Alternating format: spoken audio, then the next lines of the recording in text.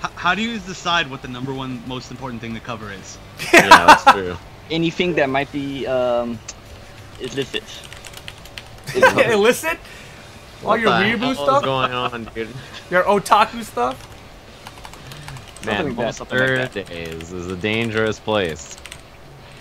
God, Bill. Thursdays are thick generally, so you never know what he's got over there. There's too much stuff over here. Too much Too stuff. many BL deals? Too many deals, man.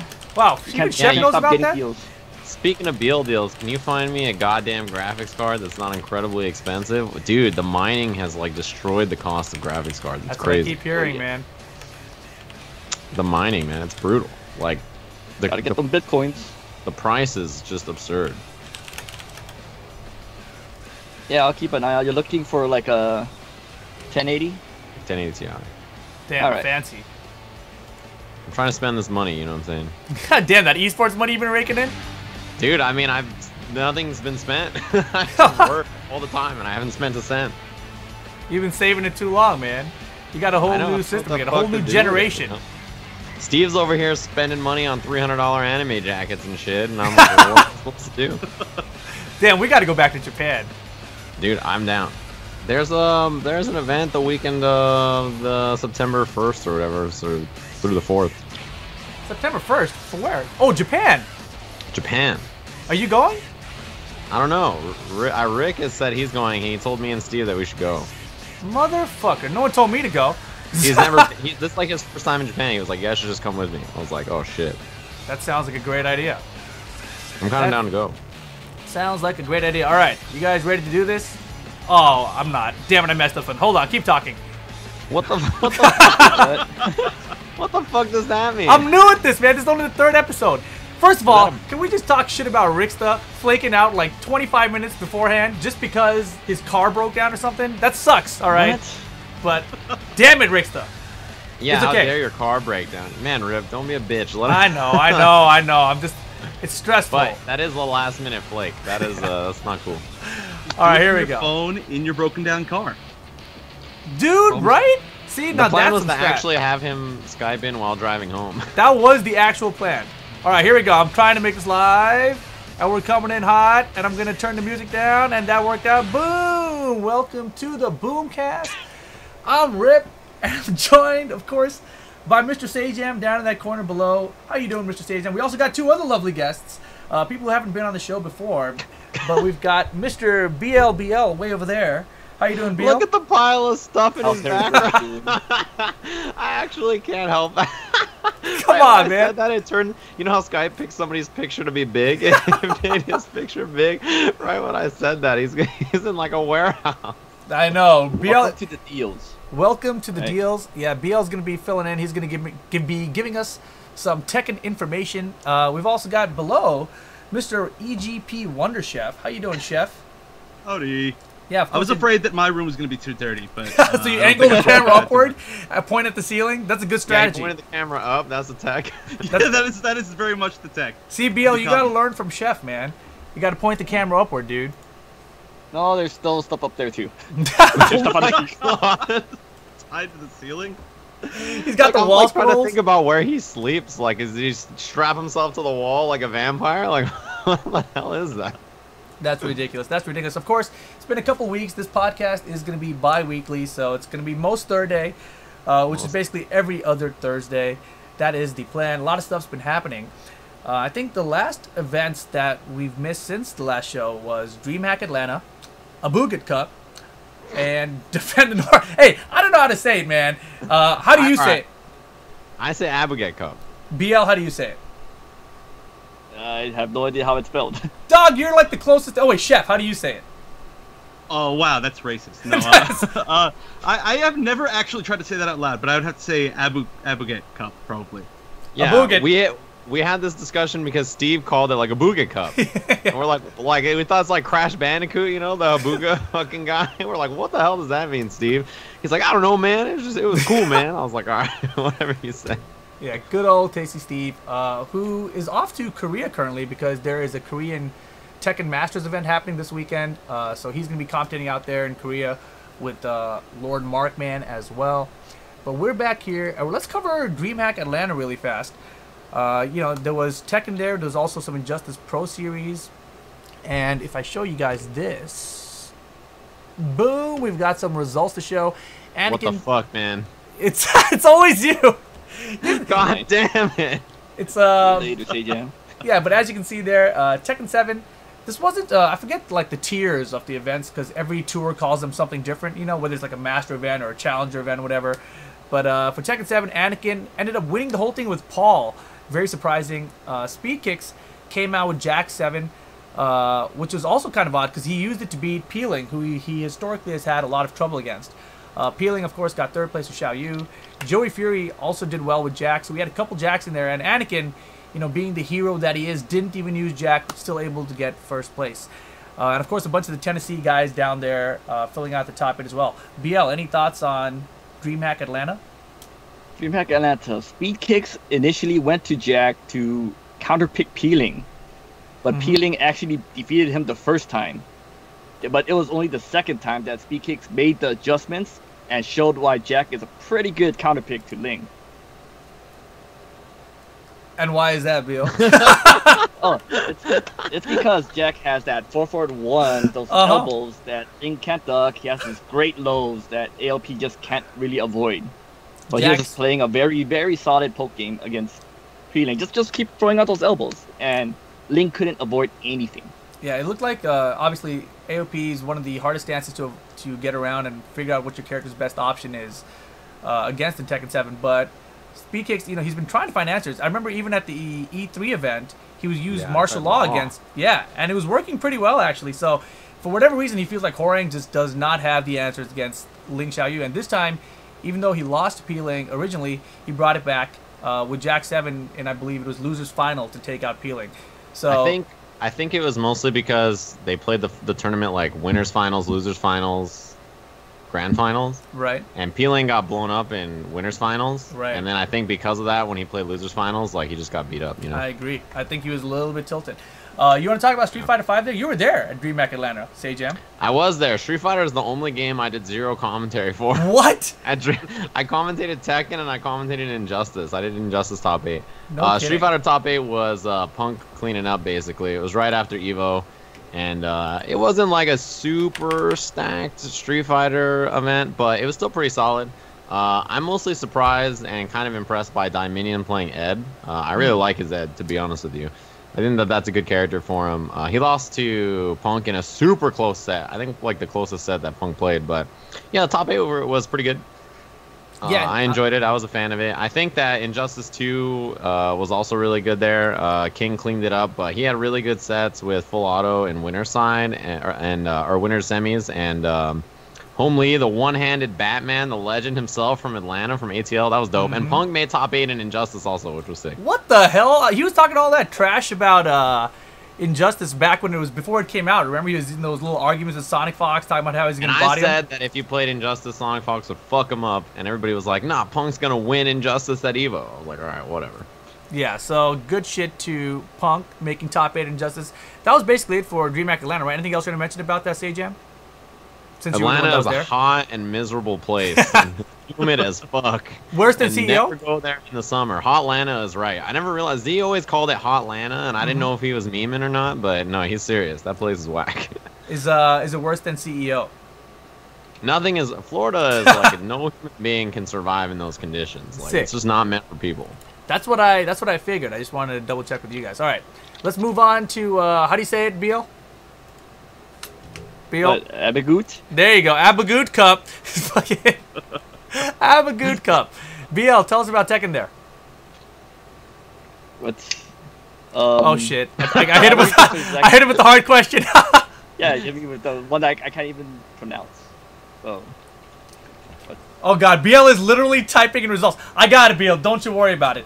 The Lord Ni from Korea finally reclaims his throne, gets first place over Dojin, who is a Filipino player, I believe, and Saint, who got second place, ended up losing to Ni's Dragunov at this event. So, you know, Evo, obviously, he loses to JDCR's Dragunov, and in this event, he loses to Ni's Dragunov. So Dragunov, proving to be one of the best characters in the game, along with Jack 7, of course. So Neeg ends up getting first place. Let me show you guys the results here. Boom. Neeg first place, Dojin second, Sane third, and Book, had a great showing as well with his regular Jin. Always fun to see him there. Look at the list of characters for Dojin, by the way. Can we just talk about that? Damn, I did not even notice that. That is ridiculous. Dude, he played a different character in like every set of top 8. Like, it was absolutely wild. I couldn't believe it. I don't know if you saw the set that he played with Saint, but he played Shaheen, and in the last round, he did like 3 or 4 slides in a row. Wow. And it was like Saint just got hit, slide. It's a mix-up, bro. It's a scary mix-up. Yeah, I mean, it was crazy, dude. I honestly was really impressed. And then in grand finals, Knee fucked him up with Brian. It was, God, it was like the first thing that happened is like Knee triple dash in his face like taunt jet upper, like in the middle of the stage. And I was like, all right, well, it's been a good tournament. I might as well turn this off.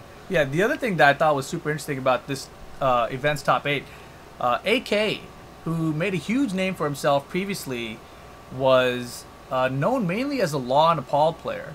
But in this event, using Jack and Shaheen. So, again, for whatever reason, despite all you people out there telling us how good Law is, all the Law players aren't placing with Law anymore.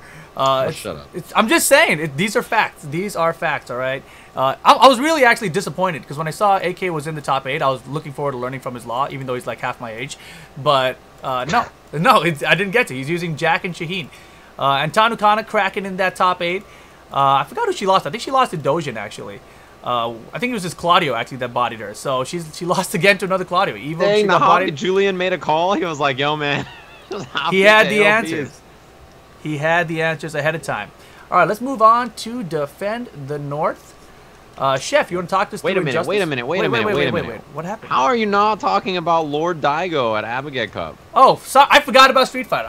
Did you not even talk? How are you forget about the Lord's light shining down on Abigail Cup? Are you fucking crazy? Look, man, Z was in the chat. Make I got my face distracted. go away so that I can talk about the fact that Daigo Umehara's Gaio won the tournament, dude. That was so sick, though. That shit was tight. That shit was hella tight. Like, man, Daigo was playing on point, and he was in kind of a position, like a weird position in the standings, right? Because Daigo had been kind of having trouble lately at a lot of tournaments, and everybody was like, what's going on with Daigo, man? How come he's not putting up W's? Boom!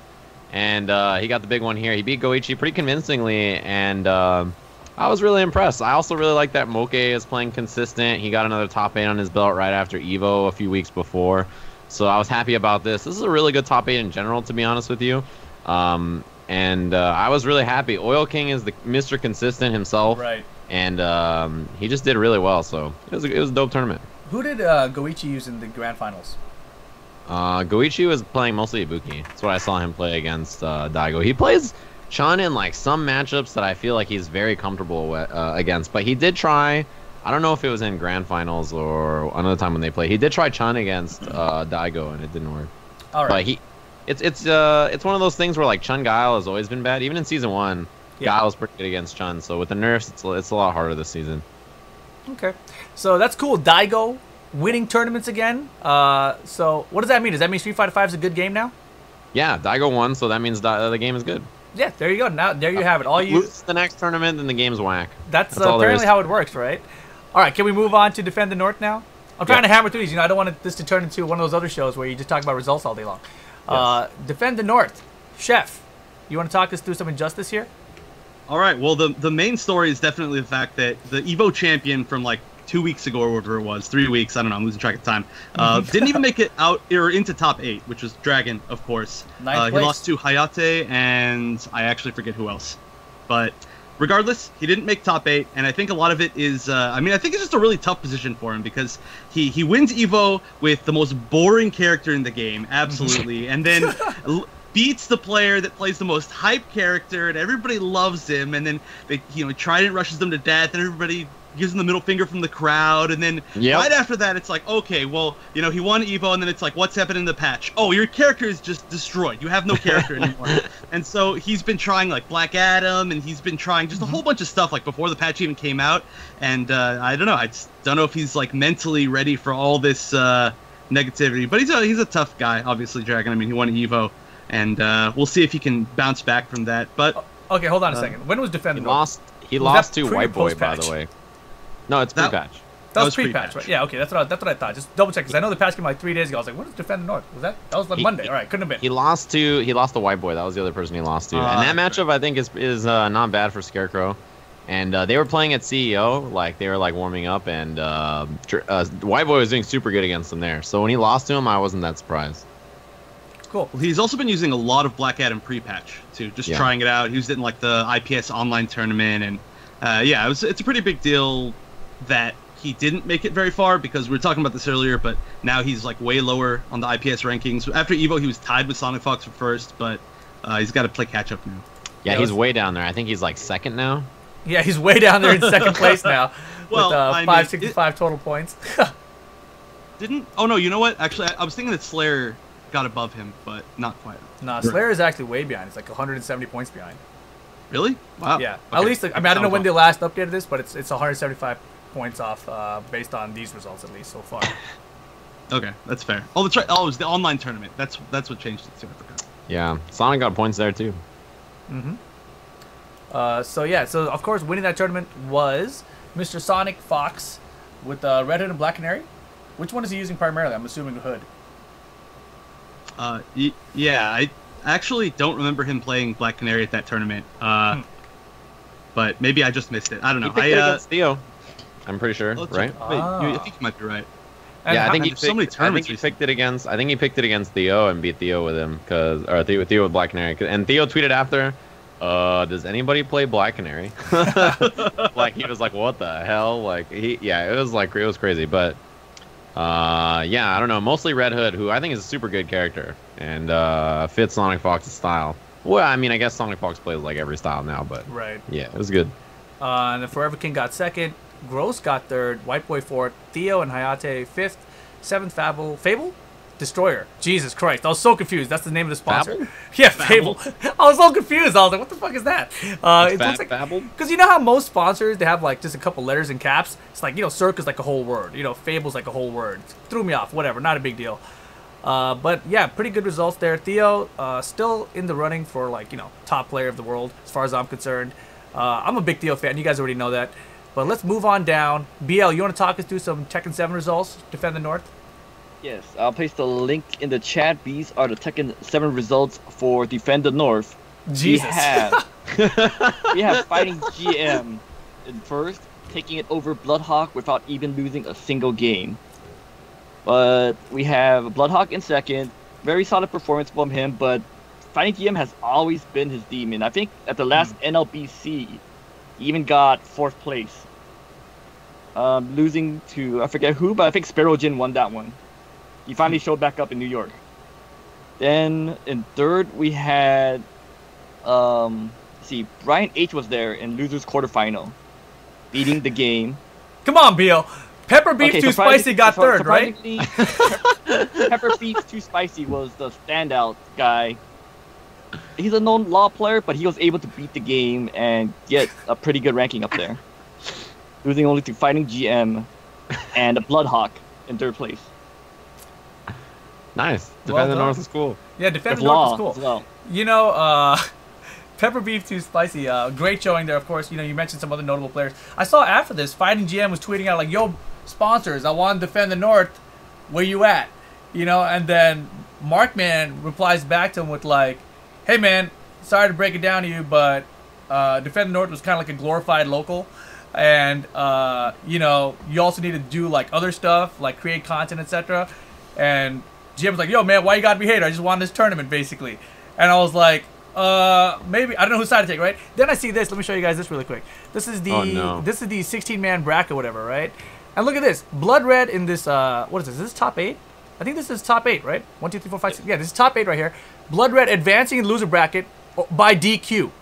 All right? If you have a top 8 where someone's advancing into the top 5 by DQ, I don't think it's that legit. You know what I'm saying? I don't know. Like, it's great that you won in the top 5 of this tournament and all. Shout-outs to you, GM, but I think I'm siding with Markman. I think I'm siding with Markman on that one, all right? Gosh, a DQ in top 8? Right? I mean, come on. Hey, He man, just that's how didn't even EMP show up. He rolls. just went back. He took a Greyhound home. He was like, all right, I'm not even staying until this last day. He's like, this shit is whack. It's a glorified local. I'm out of here. Fucking Blood Red, you can have that shit, right? So yeah, that was whack. But you know, shout out to GM. I'm sure he's still a good player. He can get sponsored. He just got to take Markman's advice, man. You know, create some content, get out to real events. No offense to Defend the North, bigger events, and show what you can do.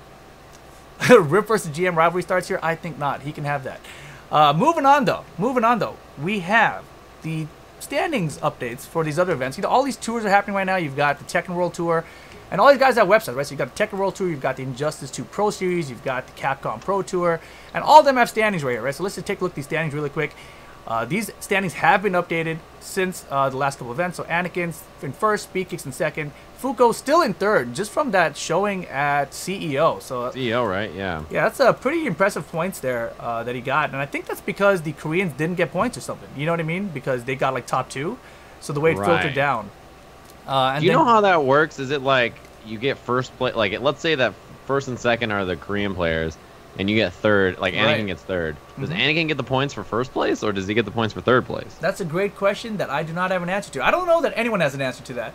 But I can tell you that I've moved out of the top 5 now. And I think you have to be in the top 5 to qualify for the later shit. You know, the global shit, the important shit. So top 5 is the place to be. That's the important stuff, man. That is the important stuff. So basically, these are your top 5 right now. Anakin, Speed Kicks, Fuko, Peeling, and Fab. Next events coming up are going to be Summer Jam next week, followed up by, what's the one at the end of the month? Absolute Battle. Absolute Battle, yeah. And then there's one more right after that. ECT? ECT. Those are the next couple events coming up. So shout out to those guys. Injustice Pro Tour standings. You've got Sonic Fox, Dragon, Slayer, Honeybee, Theo, Tekken Master, White Boy, Samij. How do you say that? Samij. Yep.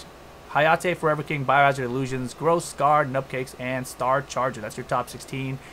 And CPT, Capcom Pro Tour, Punk, Tokido, Knuckle Dude, Bonchan, Itabashi, Zangief, Haitani, Snake Eyes, Shen, Kazunoko, Yugadon, Oil King, Valoran, Phenom, Fudo, Filipino Champ, Menardi, Smug, Justin Wong, Goichi, Enwakrichi, Xiaobao, Luffy, Momochi, Gamer B, top 24. That's the ones we're looking for, right up to top 24, say, Jim? Something like that, yeah. That's the way to do it. There you go. Out of this website. There we go. Yeah, I ran it down pretty quick, right? But yeah, these names, of course, important. We want to talk about briefly about how all these tours have these websites, and you know they're all getting started. But CPT definitely, as you can see, has the most polish between the 3 of them. This is, I think, something that stands out for Capcom, right? They've been doing this the longest. They're the veterans in this. If you click on any of these names here, you get full profiles for the players. It tells you where they're from, what characters they use, their amount of points, what tournaments they went to, what they placed there, etc. Right? So hopefully the rest of these tours can get to this level. But I love the way Capcom's doing this. Thoughts about this, Sajam? Yeah, the website is great. And not only that, but they do write-ups for every single event that happens. So there's like a summary, and they have a video. They do they post all the VODs very quickly to their YouTube channel, and then they have like a top 5 moments or whatever. So Capcom is very good about like facilitating that. And they also have the new CFN site. That site is super good. I don't know if anybody's seen it. Let me but show it has them that. frame data on it, and also you can check your CFN. Oh, I'm gone again. They have your CFN, and like on there you can look up a whole bunch of stuff. Like you can look up win rates for all the characters and different things. You can look up frame data for every character in the game. You can look up your profile and see like all the you have to your log matches, in for frame data, your win ratio, stuff like that. Where you've been, it's pretty sick. Oh dang, you're not logged into your account. I don't know how that happened. I thought I was logged in. Oh god, I'm not gonna show them that part. What are you doing? You're jeopardizing the whole thing. All right, relax over there. Keep my face on the screen and type it in when no one can see it.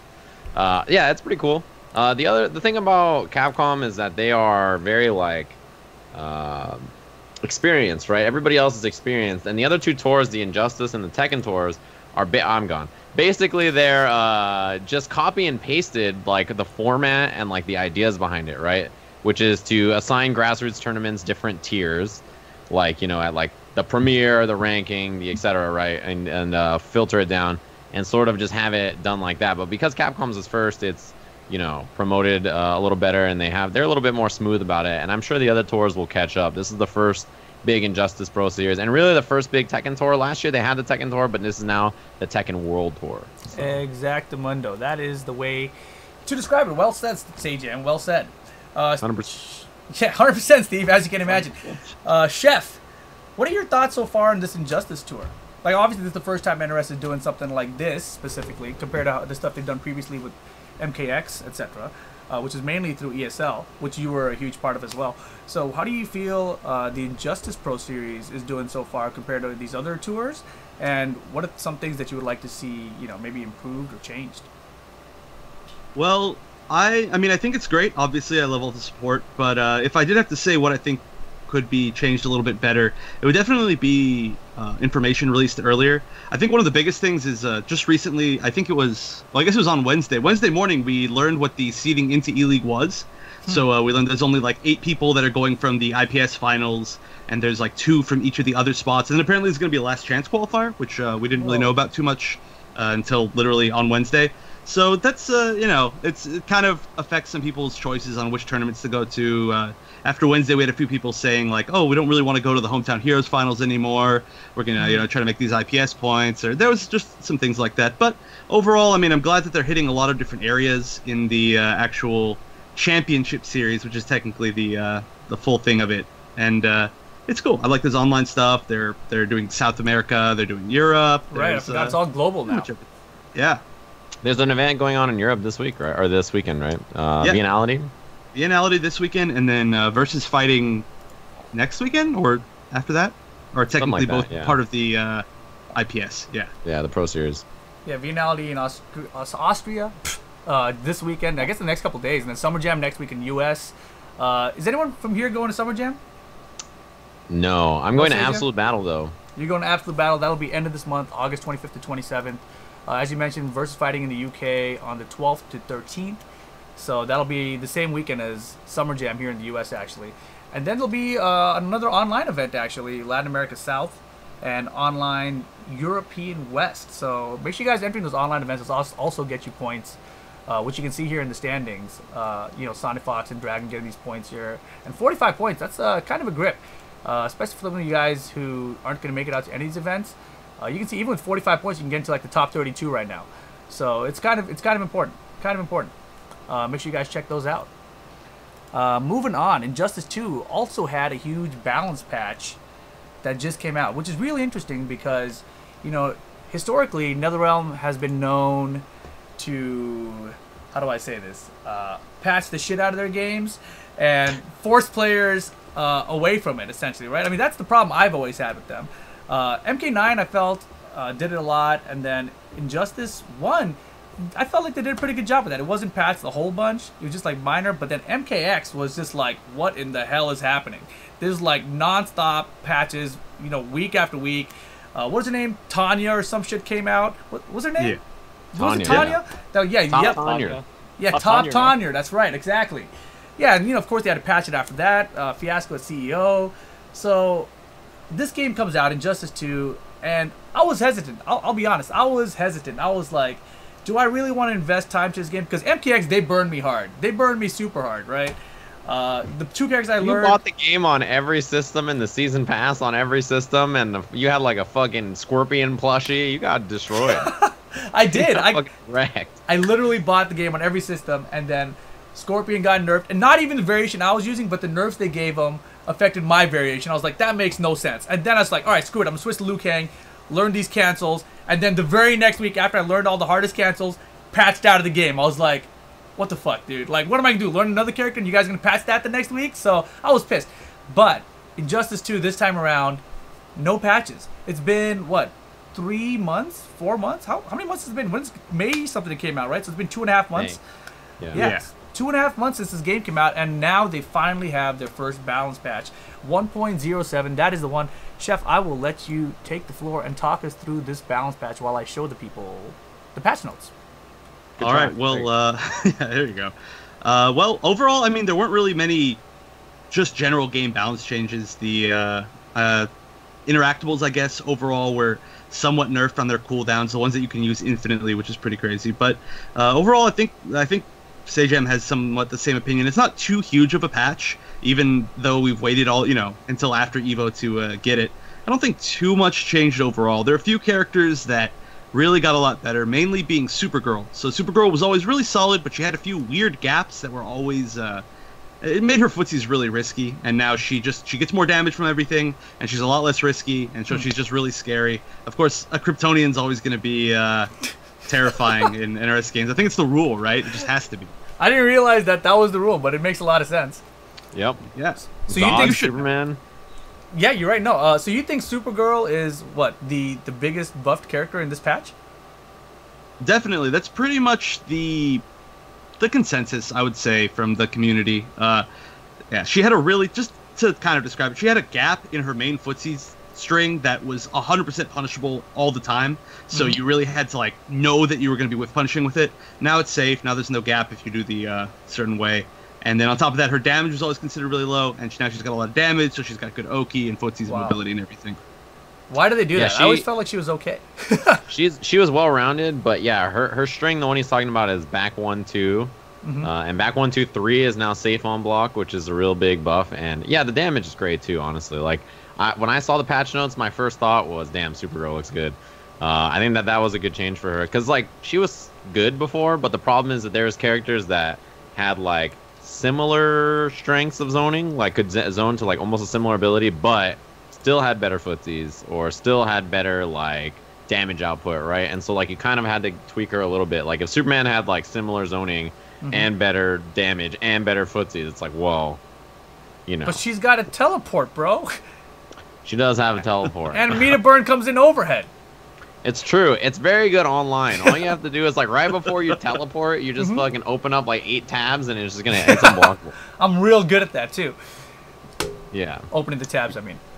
Yeah, your tabs. You have like, dude, it stresses me out. Every time you stream and you open a tab, you fucking old person. There's like 85. I've never seen a tab so small you can't even see one. It's like 2 letters on each one. It's crazy. He has more tabs than I have shit back here. Oh, damn. Thanks for the feedback, Beel. Turned it around. All right. You're in there. All right, Chef, go on. More thoughts on this patch? All right. Aside from that, of course, the biggest nerf that everybody's talking about is Aquaman, and he is pretty badly nerfed. They took away a lot of what really made him strong. So mainly it would be his damage is the first main thing. He gets a lot less damage. He can't convert off of from the deep, from his tentacle strike, I guess it's called now. It's a hard knockdown now, right? Yeah, it's a hard knockdown instead, and a little bit of extra damage, but used to launch, used to get you back 3, so he used to get, like, essentially, I don't know, almost half your life off of pretty much any conversion. Now he gets, like, maybe a 4th or a 3rd. I haven't really seen what's optimal yet, but it's considerably lower. And then on top of that, they nerfed a lot of his plus frames, which was also ridiculous for him. He was one of the scariest characters as far as pressure goes once he got inside, but now he just has good pokes. He pretty much pokes you once, chips you a little bit, gets out of there. So his main strengths are mostly, they're nerfed, but he's still going to be okay. Definitely compared to the rest of the top tiers, though, he's considerably weaker than he used to be. What about the Trident Rush just for like chip and the Trident Rush meter burn? I mean, it says here that it's less damage for each hit. Is it like noticeable, significant when you see it in action, or not really? As far as chip goes, it's not noticeably lower, but actually on hit, it's lower than it used to be. I think pretty noticeably. But the chip is still like over 10% chip, so it's not any small amount of chip. Cool. How about Atrocitus? A lot of people were talking about Atrocitus before this patch. How do you feel about this patch and how it affects him? I think he has to be one of the most debated as to where he stands now after the patch. They didn't really change a lot of his main neutral tools and even his pressure when he gets inside of, I don't know, Dexstar mode, I guess you could call it. But he can't use Dexstar as much as he used to. It doesn't stay around for as long. Costs more of like the Dexstar meter to use all of the options, especially using that shield that he has that covers projectiles and lets him combo off of stuff. So he still overall is a very similar character. They didn't like lower his damage or really lower how any of his tools worked. It's just when he gets the opportunity to pressure, he has to like make it count more, which I personally think he's still really good. I think he's great. He still has the crazy like double overhead low mix up in every string that he can make safe with Dexstar. But yeah, he technically won't be able to do that mix up like 6 or 7 times every time he gets Dexstar. Dude, it was crazy. What was crazy? How many times he could mix you up with one trait summon? It was gnarly. First of all, he's like one of the most potato characters ever. What?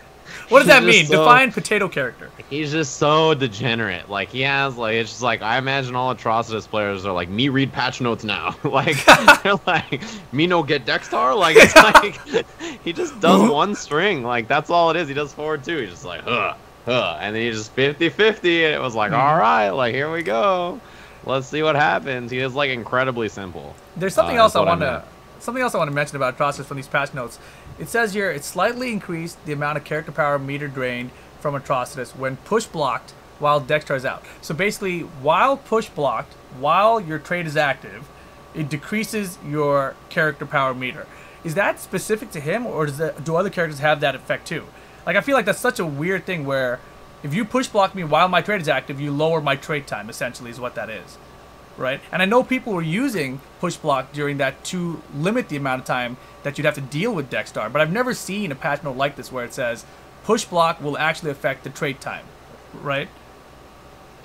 Right. That was, I mean, in that specific way, it's unique to him, but there are a few other characters that, like, their trait stuff will go away on hit or, like, block. Like, for instance, Brainiac or Batman, if you push block them, their trait goes away. Right. And, the only one who really actually has, like, a literal meter that gets lower is Atrocitus. And actually, it didn't change that much. You still have to push block him 3 times to fully take away his Dextar meter, right. But that's still 3 bones. So. Okay. And then, Batman, it looks like they didn't touch his jump 2, which is kind of shocking. It sounds like it was, like, one of the biggest complaints I heard about, but it looks like Batman mainly was, like, Batarang changes. The Batarang changes are huge, though. Are they? They're definitely... Oh, for mainly pressure, big, right? Yeah, because he used to be able to just do, like, string, Batarang, dash up, Batman.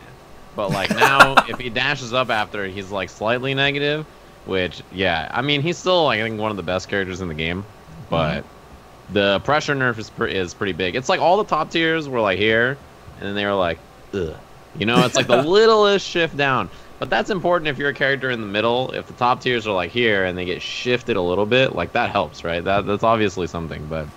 Yeah, I don't know. I think the meter burn Batarang change is probably the biggest thing. Yeah, we didn't talk about Black Adam yet, right? No, I don't think so. Yeah, you want to talk a little bit about him, Chef? Sure, yeah, he is... I mean, really effectively, he plays the same. Just, honestly, I feel like I'm repeating that about every top tier because it's kind of what happened in the patch. They all play really, really similar to how they used to, but maybe, like, one major change for each. And the big major change for him, well... Aside from damage, which he still has great damage. He's still some of the highest damage in the game. It's just not like, literally, I hit you twice and you're dead. But his biggest change is the black magic nerf. So he used to be able to do black magic. It would hit from below you, and then you would he'd be able to get a free combo, or from far away he'd be able to meter burn dive kick you to launch you, or throw lightning to hit you for ridiculous amounts of damage. But now you can't actually combo off of it unless you spend meters. So his counter zoning's a little bit worse, and his checks on people like jumping, but overall, the rest of his zoning's still really good. His meter burn lightning still does like 1/4 of your life by itself. His normal lightning is still the strongest projectile in the game, so he's pretty similar. Still plus off everything he used to be plus off of. It's just mainly the black magic nerf. Yeah, so I mean, this is something I want to talk to you guys about NRS specifically really quick. So I noticed this in the Black Adam notes. It says, boot dive and boot dive meter burn, base damage been reduced. Then it also says, and has increased combo damage scaling. So, essentially, in this game, I don't know if this also applied in Mortal Kombat games as well, but, in Tekken, when you get a launcher and a combo, there is a generic formula that applies to all launches in the game. You hit at 100% for the launcher, and then it drops to, like, 60% for, the next 2 hits or whatever, and then 45% for the next hits, etc., etc. I'm making those numbers up, but that's, like, a general formula, and it sticks across the whole thing, right? But it seems like, in Injustice, it could be anything. It could be, like... if you hit this guy with boot dive, you get this combo scaling on the next hit. And then if you freeze him with Superman's meter breath, then it gets another scaling hit of whatever. Is that generally how it works? And is that like a better system or a worse system than like the Tekken approach? Well, that is definitely how it works. Every single move has like a specific combo scaling number, and it can get kind of confusing if you're trying to like optimize combos, but I mean, I guess there aren't that many combo paths. When it gets really confusing is, so the wildest thing is that sometimes there are moves that have different combo scaling on them based on if you cancel them into a special or not, or if they're in the air. So there's some really confusing stuff that ends up happening. But overall, I don't know. It's about the same to me. I mean, it's just you have to look at more stuff. You just have to like do more testing. Yeah, I don't think it's better or worse, but yeah, that it is unique to every single move in the game. There have been a few moves that have 0 scaling on them. There have been some moves that scale the next hit to like I don't know, ridiculous amount, like 25% of their damage. Yeah, it's so weird. I mean, when I think about it in terms of how you balance the game later, you know, I feel like in Tekken's instance, it works because they don't have like a mid-combo opportunity to do something else. Like, you can't hit him with an interactable and then do something else. You can't, you know, back 3 them off the wall and do something else. You can't, you know, etc., right? Like, freeze them and continue the combo. So, I guess it's really useful for Injustice to do it this way. I just feel like it's so confusing, and it must be so confusing to balance the game. But it also gives them, I guess, flexibility. Like, 'cause, for example, in this boot dive instance, if this was Tekken, right, and they use Tekken scaling, they would just say like, all right, well, just reduce the damage on boot dive, you know, and reduce the damage across the board on all of his combo strings, right? I mean, because what else would they be used for? And then I was looking at the rest of these notes. Like, if you look up at Bane, a lot of these changes are like, you know, most base damage of most normal attacks and special moves have been increased by 1. By 1. I'm like, 1 damage? Like, how much does that actually matter when you're balancing a character? I feel like this was done more in the line of like, all these Bane players out there are going to be pissed off if we don't give them a buff, so let's increase them by 1 damage across the board. You know what I mean? Like, what do you guys think about that? Well, can I? I'm gonna explain something that's really confusing. All right, okay. And it's the system of why it says 1. So in Injustice, which is totally new, they have the gear system, right? And gear gives you stats, right? So there's 4 stats. There's health, which is just health.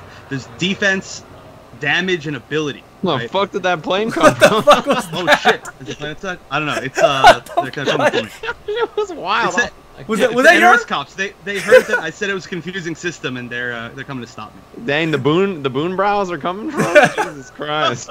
That's wild. That was insane. All I was playing I'll- PUBG. I was like, what the? Gotta jump out now. Bougie. Alright, go on. Base damage, health, or something. All right. So you have like the base damage of a normal, and you have to like multiply it by like whatever the attack is, like 1500 or like 2200, whatever the character's attack is, and then you have to divide it by the opponent's defense. So like technically 1 point can mean more, but it's really hard to tell unless you like look at what everybody's stats are. And in competitive mode, which is like the tournament mode, there's unique stats for every single character that they're always at. So technically like 1 damage could end up being like another, like, I don't know, it could be a lot, it could be a little. It's kind of complicated. I was like sitting here like super confused. I looked at Sajam looking like this, like, No, you don't understand what happened. So you know how Skype makes people's pictures bigger? Yeah. It picked Chef's picture, but it zoomed in on the mirror in the background, and I was like, what's in the background? So I was looking at the mirror. That's what actually happened. But yeah, the Chef has a Google Doc, or Yeah, is it, I've seen it. I think, of all the information for all the characters, all the health and everything like that. So if you want to actually look up how it works, it's on there. But the patch notes, like, basically you just have to see what the BLbs are now and like see the difference in damage from before against the same character and then the same character here, because otherwise it's very hard to tell. Like BLbs for some characters, like Superman's BLb, I had a corner BLb where against, like, you know, Batman in competitive mode, it did like 700 of his life, and against another character it did like 620. Yeah. Right, like it's just there's a differential, but based on the characters, and that's how you can balance them, right? Because Right. NRS games have never had characters with like different light stats. Mm-hmm. I mean, And this so, is like, essentially kind of doing that, but not really. Right. I mean, it is like Oh, they it have is. different life. Yeah, they have different life. But see, okay, here's what's confusing to me then. Why go through all this trouble of strength, health, and defense or whatever, when you could just put like 1 value to scale differently, right? Like, you know, Street Fighter says this is your vitality. It's like 900 or your 1050 or your 1100, whatever, right? I mean, you probably get to be more precise this way, right? Because there's more sliders for you to mess with. But does certain attacks not go through defense? You know what I mean? And then it only takes off more health but less defense. And It's, so it's like D&D, bro. You gotta read all the That's stats and do the fucking math and confusing. shit and roll your 20-sided die to fucking hit for fucking more. yeah, I your don't armor know. pen rating and your critical stat. No, I think what it is actually is that, like, since you actually give people gear and you have to choose what their stats are, technically there's a time where like if you have enough defense, health is technically worth more like effective life than adding more defense on top, and like the other way around. And it's for like, I don't know, it's used the weird term min-maxers, I guess, who are trying to get their gear the best they can for like the guild raids, which are actually awesome, by the way. I don't know if you guys have ever done this. Tight, yeah. That is fucking confusing. You guys should like be working on like how to rig yourself to win in casinos or some shit, because you guys are geniuses, all right? Like you're using your resources incorrectly as far as I'm concerned. But well done. Well done. My character looks fucking tight, dude, and he's got +10 to charisma and fighting crime in Gotham, dude. He's a fucking dope ass character. Yeah, BL, your thoughts on all this? I'm not even sure if BL's awake right now. I had to double check. Sorry. Yeah, I'm looking at those fucking shit posting in the chat while he's in a podcast. Yeah, pretty much. Yeah, just look at those Black Adam changes. I noticed that they added scaling to his little orbs as well as his traits. How does that affect his damage, Chef? You have to use, for like optimal damage, you have to use his trait later in the combos and confirm into his launchers earlier in the combos now. But overall, it's not too huge of a change. Just you have to change your hit confirms because of that, and because of the fact that you can't combo off of black magic. And can I point out that you are all Injustice players? This is like an entire cast of Injustice players. Right? I'm surprised. You know, this is why I brought you on the show, Chef. You know, other guests on you may have been like, none of these guys have ever touched an NRS game. You know what I mean? We had to bring someone knowledgeable who knows who we are. You know, it's crazy. It's crazy. But you know, before we finish up these patch changes, you know, I just want to hit on all the major characters that people have talked about. So what do you think about Catwoman's changes? It looks like they changed her back 3 a little bit. They changed her jump 2 a little bit, and also her character trait, cat lateral damage, right? So how do you feel about those changes? Is that really called cat lateral? I didn't know that either. I read the patch notes, bro. Cat lateral damage, character power damage on each hit. Wow, that's fucking lame. Right? Yeah. I guess she's still great. She's definitely still great. There was a huge set between Samij and Sonic Fox the other day on I think it was Sonic Fox's stream, or was it Samij? It was one of their streams. I don't even remember where. Sonic Fox's stream. Okay, then that's where it was. And Samij was kind of bodying the crap out of Sonic Fox. And Catwoman's still a great character. She lost a few things, but almost everything that made her good is still good. And yeah, she's scary. She's still gonna be able to low profile everything with back 3. They didn't change that. I know everybody's kind of sad about that, but it has less pushback on block. Yeah, but it's still just barely minus, and she has like one of the best backdashes in the game. So that's what I was gonna ask though. You know, because of the less pushback on block, can you punish the backdash? Because I know, say for example, with Superman, she would do back 3 on block, then you would do forward 2-3, and she would backdash just out of range, so the forward 2 would miss. You know, like I'm hoping that the pushback and block reduction will make the forward 2 hit her if she tries to backdash after it. Is that the case, or have you not tested that yet? I haven't tested that specific situation, but I do know that if you swing, she's only minus to the point where she could just back 3 again, and it'll still go under your forward 2. So I think there's going to be a lot of situations where everybody's like, oh, less pushback on block, easier to punish, and they're going to swing afterwards, and then they're just going to get hit with a meter burn back 3, and they're going to get very sad. Fantastic. Yeah. I'll back be sure 3 to and trade the up first. Back 3 is still hella good. Sick. The fantastic. Also, Deadshot, you know, this was a really interesting pass change, I thought, because you know they took away some stuff like his back 1 has more recovery now. Same with his back 1 too, but they didn't change the zoning at all. You know, and I feel like if NRS had passed this character week 1 like they usually do, the zoning would have got fucked up, right? But I think because they let it play out, they're like, you know what, this shit doesn't even work at high level. Fuck it, we'll let it rock. You know what I mean? Like, thoughts on that, BL?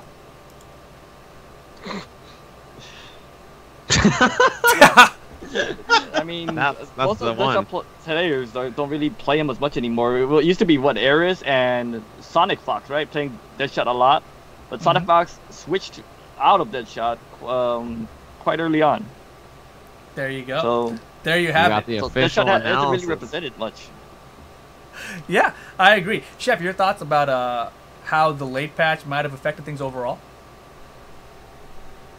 I mean, I think that they're also really going for a don't change a whole lot on top of, you know, having a late patch. So it's kind of hard to tell what exactly wasn't changed because it's a late patch and what exactly wasn't changed because they're just not trying to throw things out of order. I mean, there's even characters that people thought were going to get changes, like Joker or maybe Blue Beetle. I don't know, that's a weird example, that got literally 0 changes. Yeah. So I don't think a lot of that is necessarily because it's late in the game, because we still haven't seen almost any Jokers except for that one weird pick that Sonic Fox threw out against King. I think he could just be Forever King with like every character.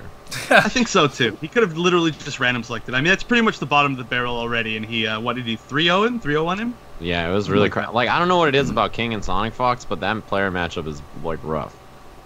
Let me ask you guys this then. You know, I saw this also. Another noticeable character I saw with notable changes. You know, Black Canary looks like she's going to be more oppressive. Dr. Fate looks like he's going to be a little bit buffer, but not a whole lot buffer. I felt there was minor changes to the rest of the cast in general. But how do you guys feel about them even patching this game at this point, right? Because the way I'm looking at it, the game came out in May. They're running this Injustice Pro series. Now we're in August. So it's kind of the halfway point. You know, they let it rock through EVO. Now they've passed it. But then the E-League finale stuff is happening in October, right? So that's like another 3 months. So this is kind of like the halfway point. And based off these patch notes, do you guys feel they did enough? Or do you think they shouldn't have even have touched it?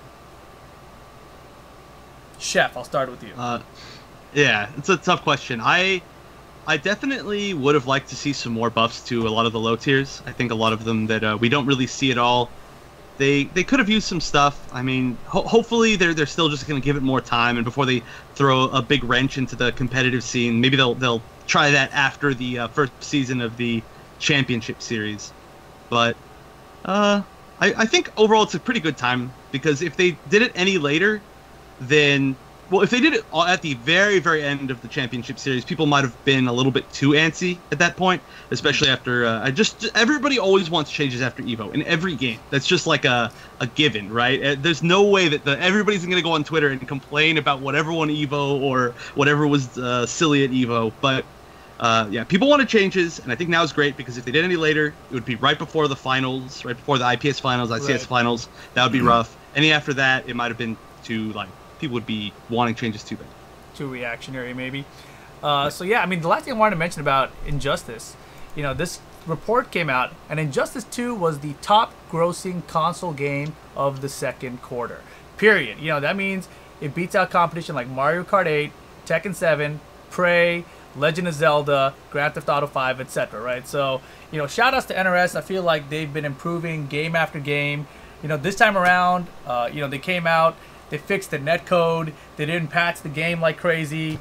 Honestly, I think the only thing that really hurt Injustice, this is a kind of a controversial opinion, I guess, but I think honestly, Sonic Fox streaming to 5,000 or 7,000 people and just shooting guns all day, I think he fucking killed Injustice by doing that shit. Like, I think he literally showed everyone, like, hey man, that's all you gotta do. This game fucking sucks. Bang, bang, bang, bang, bang, bang. So, I don't know if you guys agree with that. Thoughts on that, BL? Well, you know, he did stream it to 5,000 people, but more people ended up playing it offline than online.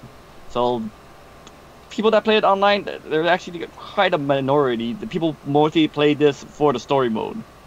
So that's where most of the sales were coming from. Now, once they went online and they came up across those zoners, yeah, those players were definitely affected by that. Sajam? Yeah, Sonic Fox shouldn't have shot the shit out of everybody, that's for sure. That was a bad call. It doesn't help that the top two streamers were like him and Eris, and one of them is shooting the shit out of everybody, and one of them is shooting the shit out of stoners. So like between the two of them, it was like, oh fuck, all right, well, just bullets in everybody's ass. Imagine if Sonic Fox picked like some super fun oddball character and was like, look at how sick this game is, right? Yeah, that would have been nice, but it's not his fault. I think that there is an inevitable like peak when the game comes out, and then it sort of like goes down and then up. But the game sold like hotcakes because it is a great game, and I think a lot of people, especially even in the chat room right now, there is a lot of ignorance about the game. Like, I see so many people, like, you know, the common thing for people to say right now, especially about Street Fighter, is that Street Fighter has no footsies, and Street Fighter has no zoning, and that's what makes an honest, fantastical fighting game, and that all that people want is to play footsies and do zoning. And I'm like, well, let me tell you the good gospel truth about our friend Injustice 2, the game of footsies and zoning. If you want to be put to sleep by some defensive play. Boy, oh boy, do I have the game for you. And it has incredibly good netcode, right? The netcode's great. You don't have to buy costumes to make your characters look tight. You just like unlock gear and like you just join a guild and play. And like it's super sick. I don't know. I can't say enough positive things about Injustice. Like the way they're handling patching now, I think is much better. Agreed. Instead of doing it at like just like boom. There's a big ass tournament this week with $30,000. Like Combo Breaker last, what was it, when MKX came out? Combo Breaker, boom. Let's just nerf like all these characters and we'll see what happens. Like oh shit, like it was crazy. So you know, instead of doing stuff like that, they're doing better about it. I expect that they might have a big patch after the end of the Pro Series, right, or the Championship Series, and just be like, look, this is our bigger changes. But they're doing a better job about handling everything, right? Netcode is great. Story, obviously, they're kings. Right. Just casual content in general, NRS is killing it. They're doing an awesome job. The game's selling like crazy. They deserve it. And I can't think of a game that is doing better in the fighting game space than Injustice, right? I mean, obviously the sales prove it. Or than NRS in general, I guess, right? They're always killing it. MK sold like fucking crazy. That game was ridiculously popular. So, yeah, I mean, it's a super solid game, and I can't say enough positive things about it. I think if you haven't given it an honest shot and tried to play it, then I feel bad for you. There's some real fun characters in there, and the game is super sick. Yeah, I feel like, you know, my comments earlier about, you know, Sonic Fox kind of killing the game. I don't mean it in terms of its sales, obviously. I mean it in terms of the FGC players who want to pick it up and compete in the game. I feel like it could have had way bigger numbers at EVO. Dude, people still come up to me and they're like, man, that game sucks. Everybody just plays Deadshot and shoots each other. I'm serious. And I'm like, what? Nobody's been getting shot for forever. What are you talking about? Everybody's getting hit by lasers and fucking lightning. And tentacles. Like, it's fucking, you like tentacles. Come on, just play Injustice. Like, yeah, BL, thoughts on tentacles? Yeah. Here it is. That's what I'm talking about. See, everybody likes tentacles. Yeah, and then, you know, one other thing I should mention about NRS and the way they've patched it, they did this in the July update, where they made these changes to these characters, and they said, this is only for the non-competitive tournament mode. This is for the casual mode only. But now, with this August patch, they've actually said, you know, these are actually enabled now for competitive and tournament mode as well, the following changes, you know, so it's pretty interesting that they're using the casual mode to kind of test changes that they want to roll into the tournament mode later. I think that's a great idea. Also, one other thing I have to point out, you know, Injustice 2, since we're talking so much about it on the show today, when you're playing online, it can tell you if someone is on Wi-Fi. You know, when I proposed this idea back at the beginning of Street Fighter V, and, you know, also to Tekken 7, all I heard back from everyone is like, nope, we can't do that. It is a security issue. It is some kind of whatever. I don't even care. Boom. NRS, thank you for showing all these other fighting game companies that it is possible. It is possible. That's all I wanted. I just wanted to know that it was possible, and you guys have done so, and it's fantastic. It's fantastic. Damn, you're really anti-Wi-Fi. You're in a fucking big fuss about it. Jesus. Look, man, all these fucking Huberdozer and Filipino men who want to just go online and say, like, Wi-Fi's fine, bro. It works most of the time. You know, like, developers should make the game better for Wi-Fi. No. All right, just no. Just fucking no. All right, just get the fuck off the Wi-Fi, pay $12, buy an Ethernet cable, and plug it in. That's all you got to do. Also, recently I found out, don't use powerline networking because sometimes that shit is just as bad as Wi-Fi. All right? That's my little rant on that. All right, we good there? We good there. Sajam, I can tell you're really upset about this. What were you going to ask me? You know, you mentioned the scene of the NRS scene and people's thoughts about that game. Street Fighter V is kind of going through the same sort of thing right now, right? God damn it. A lot of people talking about this negativity in the scene. What are your thoughts about all of that? It's a combination of things. Everybody's overreacting. It's like a fucking boogeyman scenario. But to me, it's weird because, you know, I've been in the Street Fighter scene. It's weird. I started in fighting games by watching Street Fighter in 2009 to like 2013. So all I did was watch Street Fighter and Marvel. And in 2013, I started playing and competing, and I played Injustice and KI. So was I like a Street Fighter guy because I had spent 4 years watching Street Fighter, or a Capcom guy, right? Or was I like an NRS or a KI guy because those are the games I was playing? I didn't know, but the attitude from Capcom players when I first started playing in 2013 was so miserable. Capcom players were the most angry, unappreciative, and like just negative people that I met throughout the entire scene. It's why even today the people that I met in the KI and the Injustice community are still people I'm friends with, because they're in smaller communities that are more tight-knit, and the Capcom scene was just much bigger and more negative. Like, the idea, I'm sure you remember this, the idea was like, man, like, people would say this, you would hear this from Street Fighter players who would be going like 1-2 or 2-2 or 0-2 at a local. They'd be like, man, I don't even know why I play Street Fighter. I should just play Injustice or KI on the side, and I could win or make top 3 at majors because the game is so easy and so bad.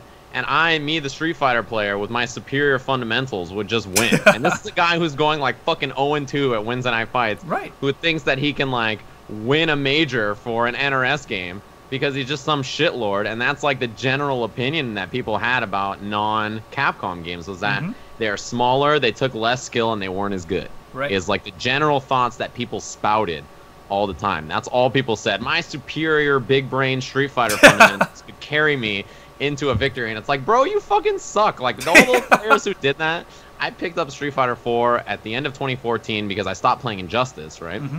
And I started playing more Street Fighter and KI, and those players, within 2 months of playing Street Fighter, I could beat the shit out of them because they sucked, right? And they didn't realize that all it was is they were so negative all the time. And the Street Fighter scene at the time, if you guys don't remember what it was like in 2014 or 2015, the end of Street Fighter 4, right, in that time period, Street Fighter players were so negative about Street Fighter 4. You remember how mad they were all the time? Like, the game was so boring to them. They were like, man, Elena's boring, and Vortex is boring, and Yun is cheap, and the game sucks because all you do is wake up jab or wake up uppercut. Remember that? Like, that was how Kazunoko won Capcom Cup. That was the it. highest full-stack tournament of all time. He won with wake up jab or wake up up kick, which is superior footsies if I've ever seen it.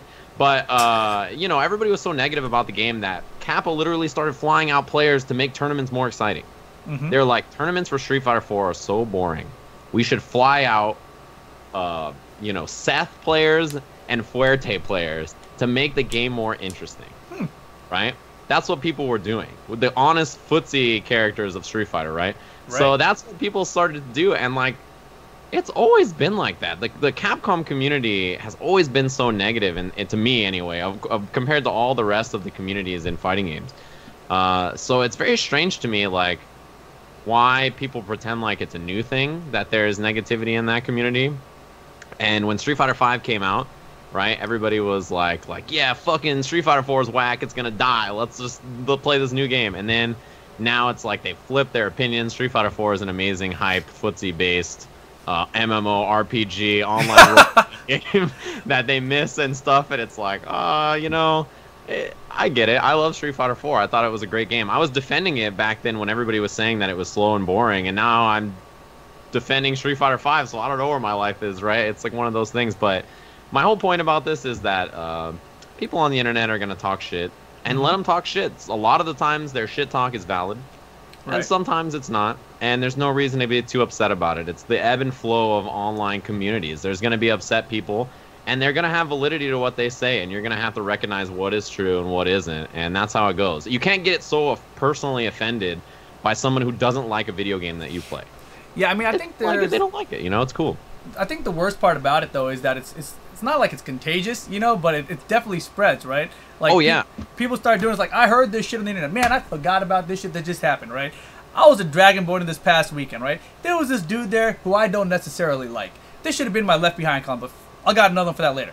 So this guy, I was just talking to some other guy who likes fighting games. He was talking about Marvel and stuff because I knew he was a Marvel guy. He's excited for Infinite coming out. And this other guy comes out. He starts talking up Skullgirls and shit. And we're like, yeah, man, I heard it's good, but I don't play it, whatever. And then he's all telling me how he wants to go to EVO next year. I'm like, cool, man, you should come out. And he's like, I'm like, oh, but they're not going to have Marvel 3 there. Yeah, so you'll have to play Infinite. So he's like, yeah, that's fine. You know, Marvel 3 is my game, but fuck it, I'll play Infinite, and I'll play Street Fighter 5. And the guy's like, huh, Street Fighter 5, the guy I don't like. And I'm like, I like Street Fighter 5. And the other guy who likes Marvel, he's like, yeah, I like Street Fighter 5 too. And the other guy was like, ha, yeah. I was like, yeah, you fucking idiot. Like, jeez, all you do is repeating shit. He didn't give a single fucking reason, not one reason, not a single reason why he didn't like it. He just said, like, oh, Street Fighter 5. That right? was, I mean, right? he's bringing the heat. Fucking right? He's bringing the heat, dude. I mean, look, as an NRS community guy, we know what it's like. For years, people talk shit about the NRS community for no reason. They're just like, the most common thing I see in the chat anytime I say anything positive about Injustice is LUL Injustice. Like, that's all everybody says, and I'm like, the game is tight. Like, if you actually used your brain, it's crazy. Like, you might actually like the game, right? If you gave it an honest shot.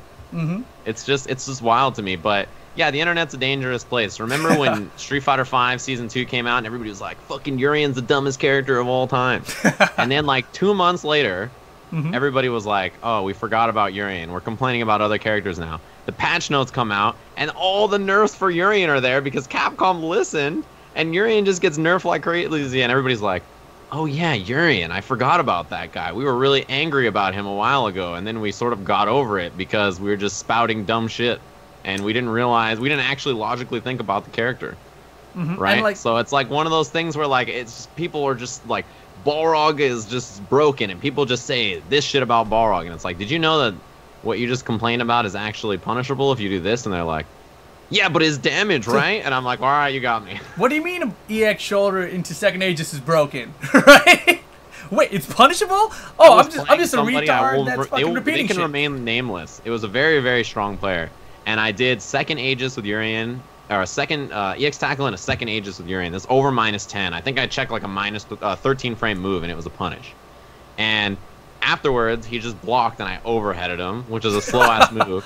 And he's like, man, fucking Urian's Aegis is so broken. And I turned to him, and I was like, you don't know this matchup at all. And he was like, what? And I was like, that right there, that move that I just did is full combo punishable. They were playing Chun. I was like, you can actually just mash EX legs. And if I cancel the mirror, you get a punish. If I don't cancel the mirror, nothing comes out. It's a punish every time. Chun has like the easiest punish in the game. And he was like, I didn't know that. And I was like, well, then why did you think Urian is so stupid if you didn't even know the basics of the matchup? Like, I was like, all right, well, whatever you say. Yeah, it seems to be the case. And, you know, Street Fighter V in general, of course, it had a terrible launch. It had a terrible launch. They didn't have the arcade mode. There was no story mode. The fucking servers weren't working half the time. Of course, it deserves all the negativity about that shit, right? But since then, like, I feel like people are giving it a hard time. Like, I mean, sure, maybe you don't like the game. If you don't like the game, stop playing the game. Stop watching the game. Stop supporting the game. Stop going to EVO and making it the #1 attended game at EVO, right?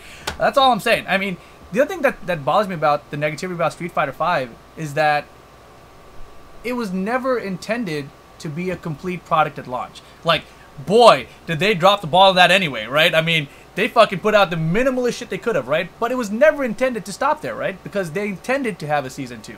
Do they intend to have a Season 3? I think they do. And I still feel like they need to brand it as Super Street Fighter V. I think the game truly needs a new relaunch.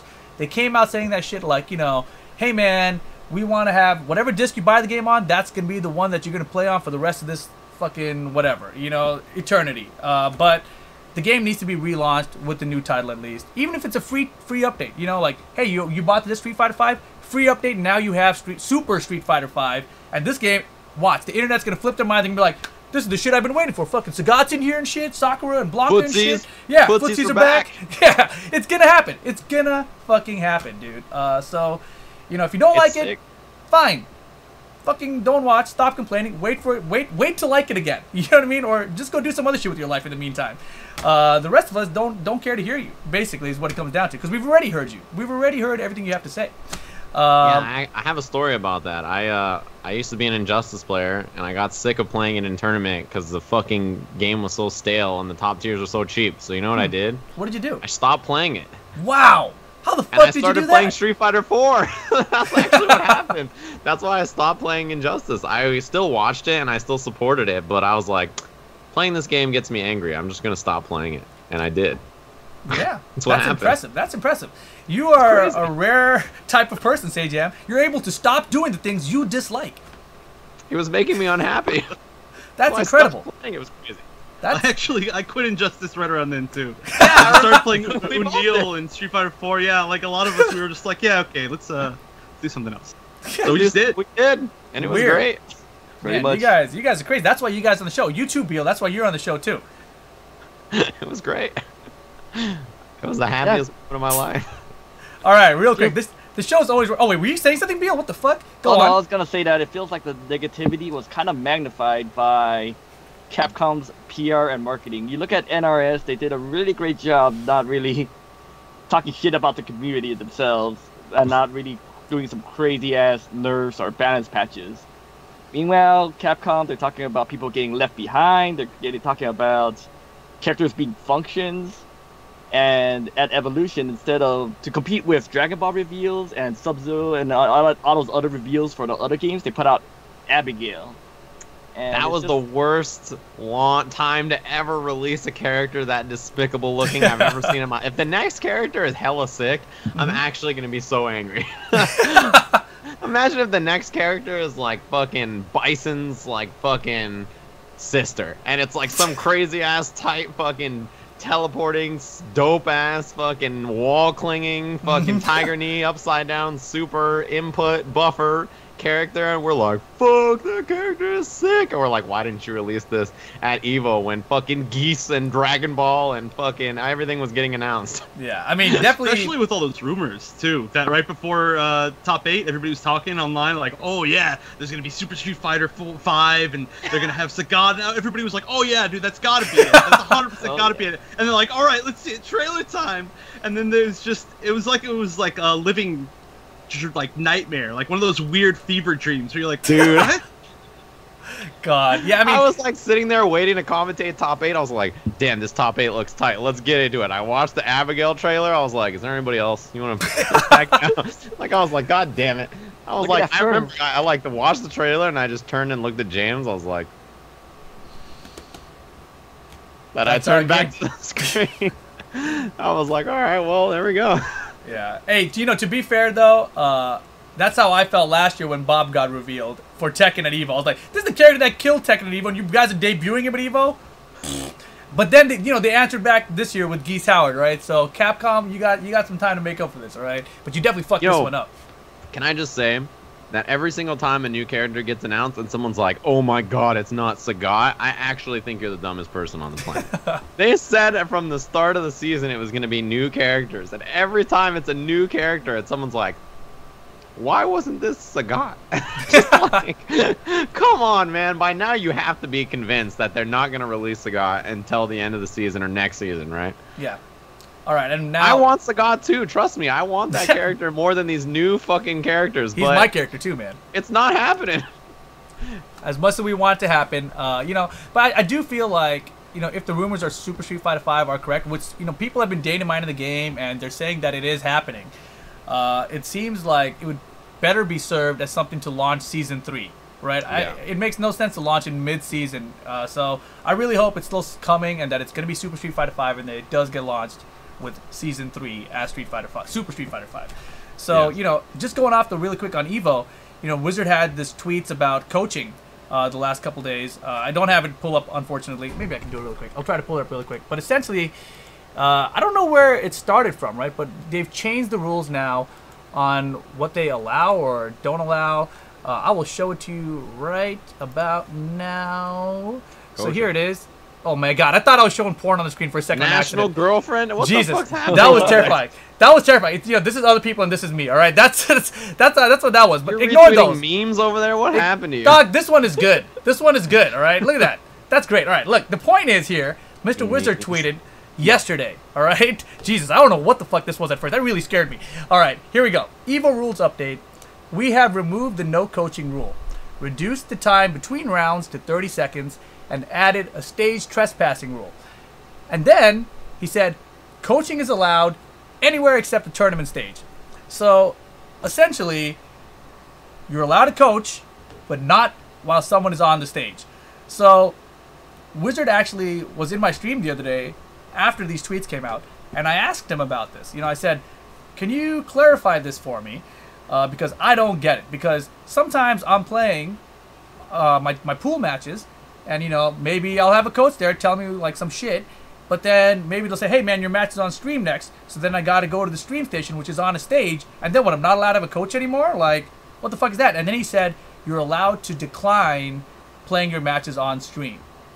Which to me means this is all kind of like a half-assed attempt right now. It seems Like, yeah, we kind of want to do this and kind of don't want to do this, and we don't really know what we're doing. That's the way this breaks down to me right now. Because to me, it's like, if you want to have coaching, allow coaching. You know, like, let the coach be on the stage with them. You know, like, one coach. You have, this guy is your coach. He can be on stage with you. How do you guys feel about these rules and coaching in general? BL, we'll start with you since you haven't gotten to talk a whole lot. Yeah, well, those stage trespassing rules should have been there in the first place. You don't want people running up on stage and giving emergency advice to Chris G again, right? Mm-hmm. It's always Chris G. It's always Chris G. Yeah, I mean, it's happened more than one event now, so no stage trespassing rule is a good rule. Your thoughts on the coaching, though, Beal? The coaching, I mean, people do like coaches. It does play a factor, but not having on stage is kind of a weird rule. I remember them having one personal coach before at other events, even on stage. But now I guess they're relegated to possibly having to call the coaches, like Julio or something like that. Or yeah, if they're not on the stage, you just ring them up. Speakerphone is running the whole time, you know? Or they could do some like Bluetooth headset tech, like kind of like those game shows where they were cheating. Hey, that's a good-ass idea, Bill. That's a good-ass idea. I like it. I like it. People will always find a way to get around it. Chef, your thoughts? I have never been too opposed in general to coaching. I feel like a lot of coaching can kind of backfire anyway, so I think a lot of players don't particularly like coaching. Also, especially if they just lost, like nobody ever... Usually people don't like people talking their ear after that, but I mean, I guess that's just my opinion on coaching. As far as the actual stage rules, I think it's a little bit randomly convoluted. Were there any issues at this past Evo with coaching stuff? So, was there?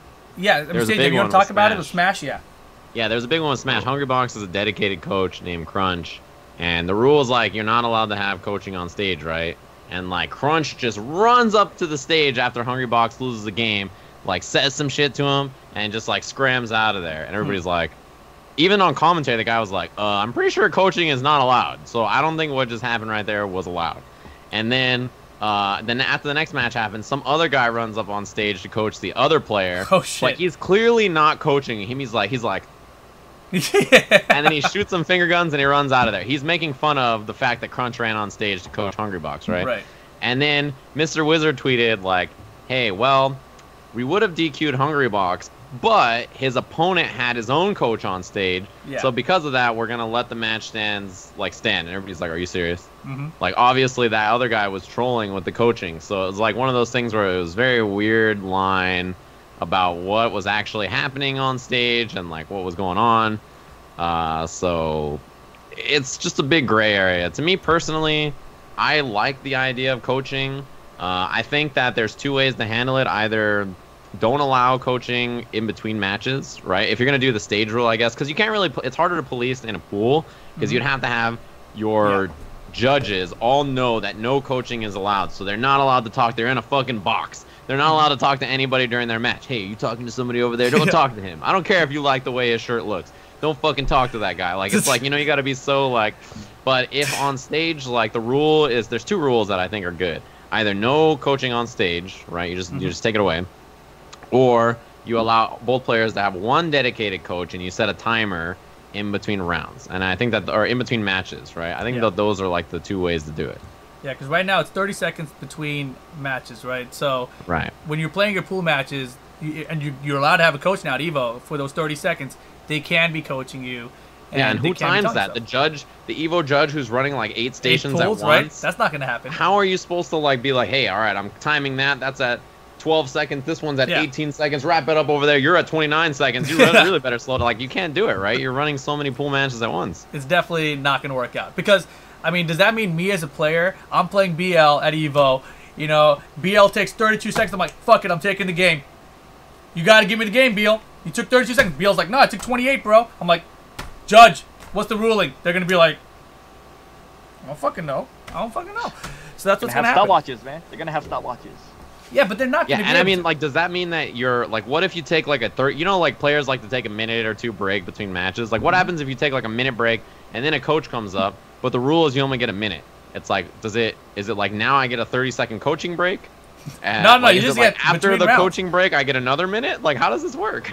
I think what you really got to do is to maximize your time, your 30 seconds, right? You let your coach talk to you for 29 seconds, then you pick your character, right?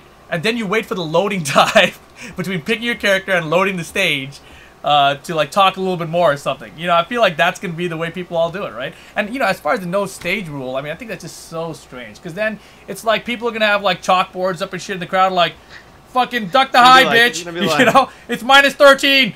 You know, like. Yeah, there's gonna be people, and like everybody has a telephone. You could just message somebody coaching advice, right? Third base baseball coach. Either.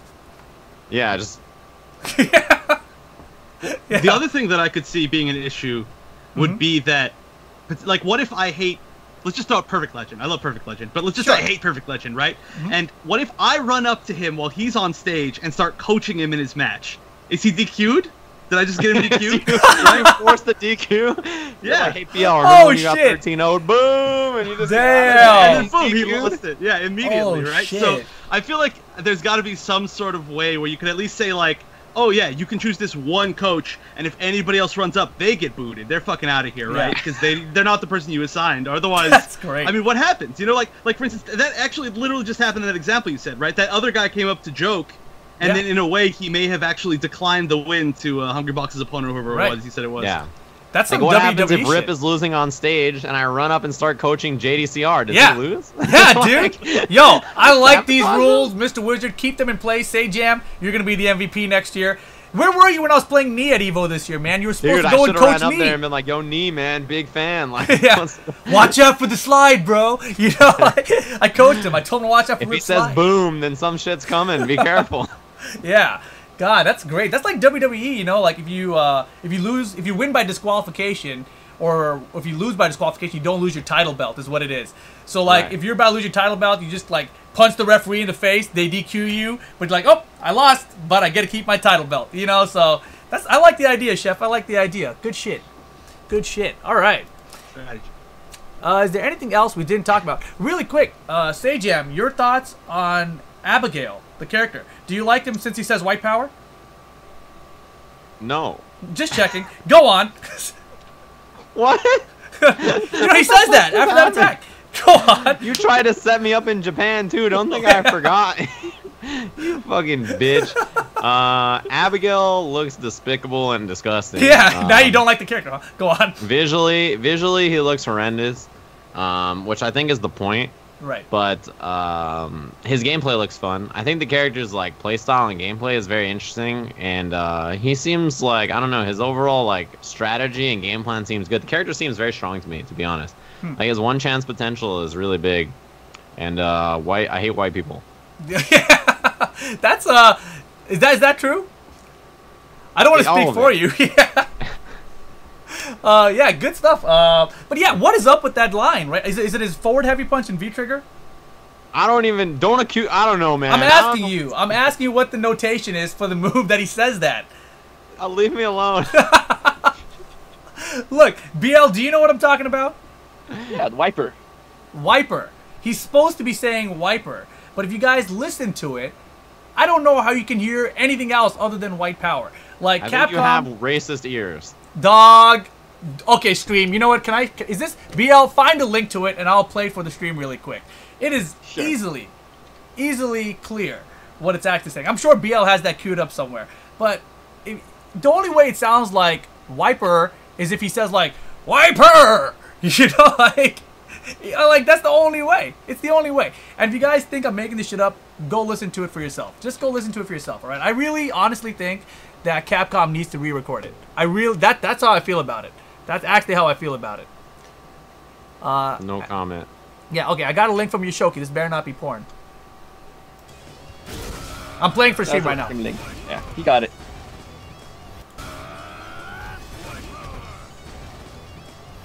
I can't hear it. I know you can't. It's okay. He's testing it first.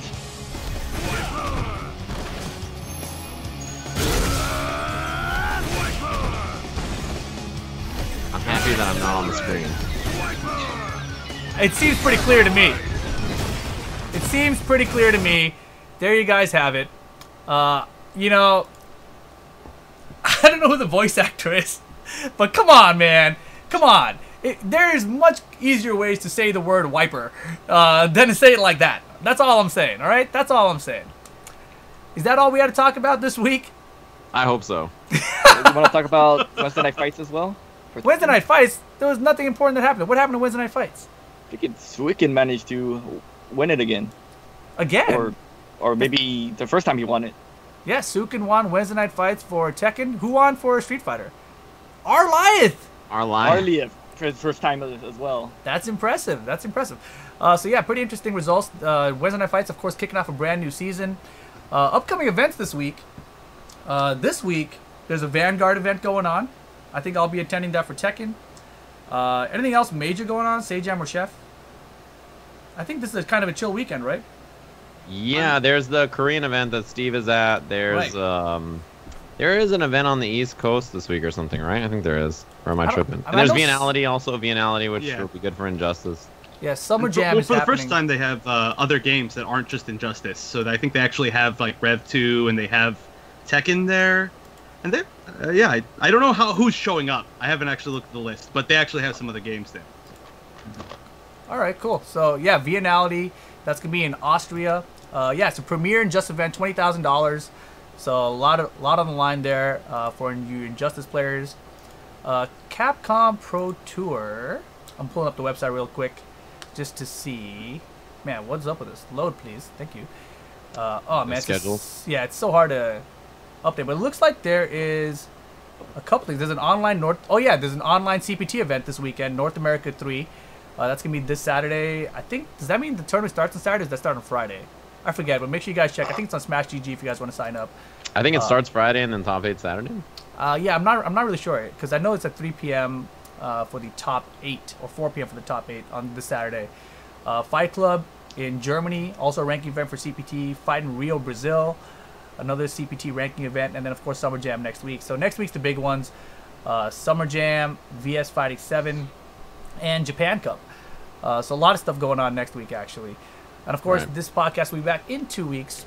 That is the current plan, at least. Most Thursdays. Yeah, most Thursday, every other Thursday. Why don't you guys go ahead and plug your stuff? BL, we'll start with you. Yeah, if you like Beals or Deals, follow me on Twitter and Twitch at BLbeel. I stream IRL Wednesday Night Fights, so if you want to see some non-on-stream matches, check that out. Cool. BLbeel on Twitter and Twitch? Yeah. All right, and Chef, how about you?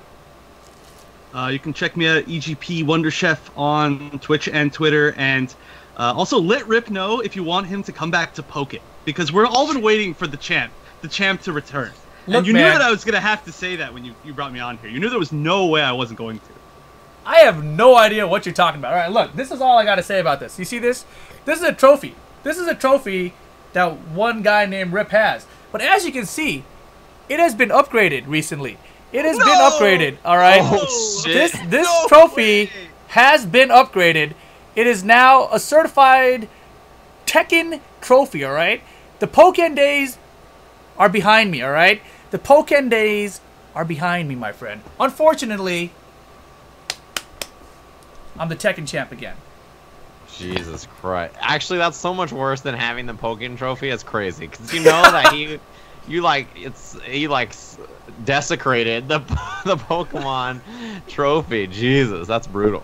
Kept it on there. it was sitting next to his computer. Does that mean he just like looks at it all day and he's like, yeah, that's me? I got nothing. That's the end of it for me. That was it? Move on. Yeah. All right. Yeah. Sajam, where can people find you? Twitch.tv/Sajam, Twitter at Sajam, and go watch the recipe on CrossCounter on YouTube and CrossCounter.tv if you guys want to check it out. Tune into the podcast, and hopefully you guys enjoyed. Yeah, and of course you guys know you guys can follow me here, Level Up Your Game on Twitter, REEPAL. But you know, Sajam, you know you've been filming some recipe stuff. When is that stuff coming out? So is that in the next 2 weeks or not in the next 2 weeks? So, it will be 2 Thursdays from now. So next Thursday will be an Injustice episode, and the Thursday after that will be the first episode we have ever shot with guests. We have 2 guests on for Tekken 7. And, sounds good. It's going to be really good. You can probably make an educated guess about which third day guest that we pick. Won't be Beal. So it's a good one. Yeah. Yeah, make sure you guys check that out. The recipe on CrossCounter? Is that CrossCounter.tv, yeah. Yeah, that's the place to find it, of course. Now, don't think I forgot about it. The Left Behind calling of the week, or of the bye week. I don't even know how to call this. Who are you guys leaving behind? BL. Chef, if you don't know how this works, you'll catch on real quick. BL, we'll start with you. Man, last night my phone got left behind when Rickster took it. Well, I had it, laying down. He took it, ran around doing some RL streaming on my stream, right? And when he put it back down on the chair and walked off, it fell off the chair right onto the floor. So, Ricky left my phone behind on the floor. Thanks a lot, bro. Is your phone okay? It's fine. I have a great case. Always get a case for your phones, guys. Cool. Dang. It's going to be real easy to top that one. Sajam, how about you? Damn, that was wild. That was incredible. Yeah, did we do a podcast after Evo? I'm trying to remember. Yeah. We did, definitely right? did, because we talked about the top 8s and Punk and all. I almost forgot talking about Punk. Losing to Tokido in the grand finals. We had to cover that top 8 afterwards. So we definitely did a podcast after Evo. Okay, I was just making sure. Yeah, my Left Behind calling is one that you guys might have seen on Twitter.